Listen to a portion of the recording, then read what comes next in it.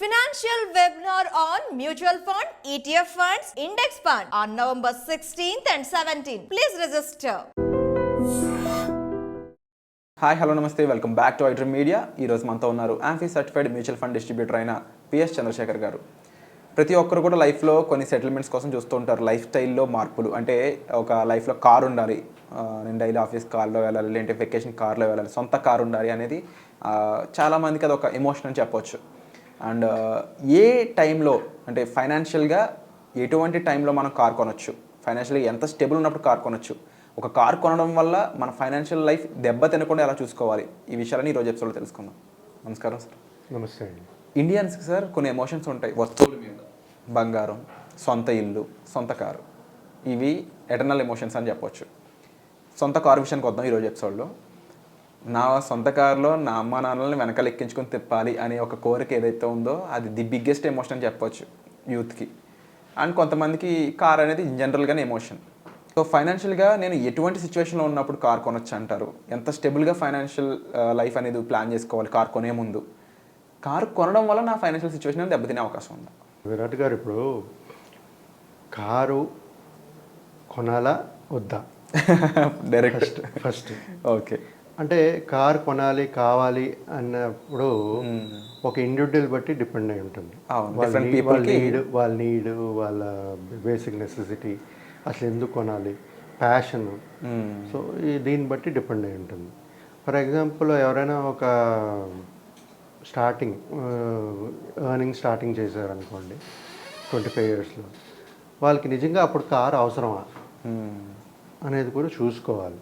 ఇప్పుడు అంటే కొంతమంది ఏంటంటే సార్, ఈ కాలంలో ఏంటంటే ఒక 2-wheeler ఉన్న వాళ్ళకి కారు కొనుక్కోవాలి ఉంటుంది, కారు ఉన్న వాళ్ళకి లగ్జరీ కారు కొనుక్కోవాలనుకుంటారు, మేబీ తర్వాత ఇంకేదైనా కొనుక్కోవాలనుకుంటారు. బెటర్ ఫ్లయింగ్ కార్స్ వచ్చిన, లేకపోతే బోట్స్ వచ్చిన, వాటర్ సెయిలింగ్ కార్ బోట్స్ వచ్చిన, సో ఆశకి అంత లేదు. సో ఆల్వేస్ అప్గ్రేడ్ అవుతూ ఉండాలనుకుంటుంటారు. ఏదైనా కొనుక్కునే ముందు మనకి నెసెసిటీ ఒకటి చూసుకోవాలి, నిజంగా కార్ 4-wheeler మనకి అవసరం ఉందా ఒకటి, ప్లస్ ప్లేస్ ఆఫ్ స్టే, ఎక్కడ ఉంటున్నారు మీరు, అక్కడ అవసరం ఉందా, ఆ ట్రాఫిక్ కంజెషన్స్లో మీరు ఆ కారు వాడగలరా, వాడితే ఎంత వాడగలుస్తారు, ఇవన్నీ చూసుకోవాలి. ఇవన్నిటికంటే ముందు డబ్బులు ఉండాలి కదా, డెఫినెట్లీ డబ్బులు కారు ఉండాలి. సో కారు ఇప్పుడు ఉద్యోగం చేరిన వెంటనే మీరు ఈఎంఐ తీసుకుని, లోన్ తీసుకుని కారు తీసుకుంటారు. అది అవసరమేనా, వాళ్ళకి ఇంట్రెస్ట్ మళ్ళీ కట్టుకుంటూ మీరు తీసుకోవడం అవసరమేనా? ప్లస్ కొత్త జాబ్లో ఇప్పుడు ఆ జాబ్ ఉంటుందో లేదో తెలియదు. ప్రతి ఒక్క జాబ్లో ఒక ప్రొబేషన్ పీరియడ్ అనేది ఉంటుంది. 3 months 1 month ప్రొబేషన్ ఉంటుంది. ఆ ప్రొబేషన్ వరకు ఆ ఎంప్లాయీ ఎలా పనిచేస్తున్నాడు అనేది చూస్తారు. చూసిన తర్వాత బాగా చేస్తున్నారు అన్నప్పుడే కన్ఫర్మేషన్ లెటర్స్ అనేది ఇస్తారు. సో ఆ ఎంప్లాయర్కి ఆ ఎంప్లాయీ పర్మనెంట్ అంటే తన జాబ్ కొంచెం సేఫ్. అప్పుడు కూడా సేఫ్ అంటే సేఫ్ కాదు. ఒకవేళ కంపెనీ వెళ్ళిపోమన్నా ఆ అబ్బాయి వెళ్ళిపోవాలన్నా 1 month 2 months 3 months నోటీస్ ఉంటుంది, ఇచ్చి వెళ్ళాలి. ఏదైనా కొనాలనుకున్నప్పుడు 1 సంవత్సరం 2 సంవత్సరాలు ఒక కంపెనీలో పనిచేస్తూ కంఫర్ట్ లెవెల్ ఫీల్ అవ్వాలి ఫస్ట్ తను. అంటే నాకు జీతం వస్తుంది రెగ్యులర్గా, నాకు జాబ్ బాగానే ఉంది, నేను బాగా పర్ఫామ్ చేస్తున్నాను, ఆ కన్ఫర్మేషన్ ఉంది అంటే మనం ప్లాన్ చేసుకోవచ్చు. ఒకటి, ఆ 1 yearలో మీరు చేసినప్పటికీ మీరు సంపాదిస్తుంటారు, అది సేవ్ చేసి ఉంటే ఒక కార్పస్ అనేది క్రియేట్ అయి ఉంటుంది. ఆ డబ్బులు యూజ్ చేసుకుని మిగతా డబ్బులు ఏదైనా ఒకవేళ ఎక్స్ట్రా పెట్టాల్సి వస్తే అది లోను లేకపోతే ఏదో విధంగా తీసుకోవచ్చు. ఇప్పుడు కార్ కావాలా అనేది ఇంపార్టెంట్. ఇప్పుడు ఫర్ ఎగ్జాంపుల్ నేను బ్యాచులర్ని, నేను ఇక్కడ ఉన్నాను, నేనేమో ఇంకో ఊర్లో ఉంటున్నాను, ప్రజెంట్ జాబ్ ఇక్కడ చేస్తున్నాను.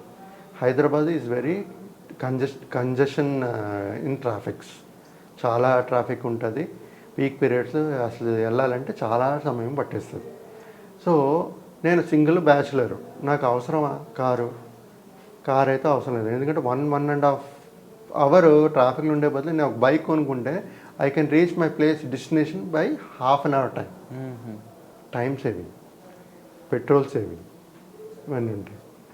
లేదు నేను మ్యారీడ్, నాకు నేను నా వైఫ్ 2 పిల్లలు ఉన్నారు అనుకో, అప్పుడైతే మీరు బైక్లో వెళ్ళారుగా, కార్లో వెళ్ళాలి. ఇంకో విధంగా చెప్పుకోవాలంటే అప్పుడు కూడా కార్ ఎందుకు, ట్యాక్సీలు వాడుకోవచ్చు కదా. కానీ నాకు సొంత కారు కావాలి, ఫ్యామిలీని నాకు మీరు అన్నట్టుగా పేరెంట్స్ని వెనకాల కూర్చోబెట్టి తిప్పాలని అనుకుంటారా అనే కస్టమర్స్ ఉంటారు చూసారా. అలాగే ఫ్యామిలీని నా ఫ్యామిలీని నా కార్లో తీసుకుని వెళ్ళాలని ఉంటుంది. సో అలాంటప్పుడు ప్లాన్ చేసుకుంటారు. అంటే నేను చెప్పేది ఏంటంటే సార్, ఇక్కడ మన దగ్గర డబ్బులు ఉంది కదా అని లగ్జరీగా కొనుక్కోకూడదు. అంటే కొంతమంది డబ్బులు ఉండేటప్పుడు పిల్లలు వాళ్ళు బాగా రిచ్ అయితే పేరెంట్సే కొనిచ్చేస్తారు పిల్లలు, ప్లానింగ్ కూడా అవసరం లేదు. సో ఫస్ట్ నుంచే వాళ్ళు మంచి మంచి కార్లో వెళ్తారు, వాళ్ళని పక్క పెట్టేయండి.